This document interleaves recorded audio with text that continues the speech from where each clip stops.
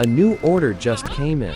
This order is going to a huge Korean apartment complex. I'll pick up the chicken first, then head to the customer. The apartment complex I'm heading to is straight ahead. If you're used to apartments in the US, this may feel less like an apartment building and more like an entire neighborhood.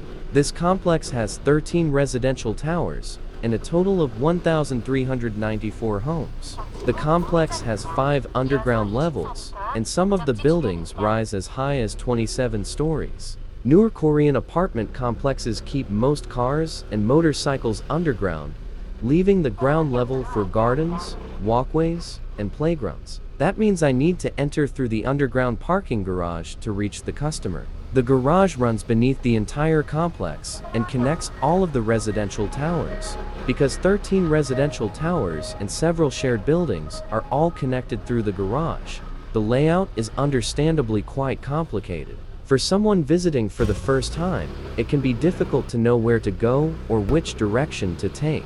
I've delivered here many times, so I'm fairly familiar with the complex. Even so, the garage is complicated enough that I still sometimes take a wrong turn or have trouble finding the right tower. Now need to find the tower number listed in the customer's address.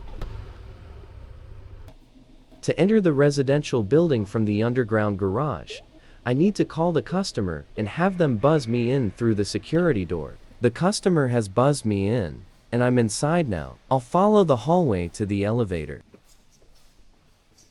This tower goes up to the 27th floor. The customer is on the 26th floor. Here's an example of what a larger family-sized apartment in Korea typically looks like inside.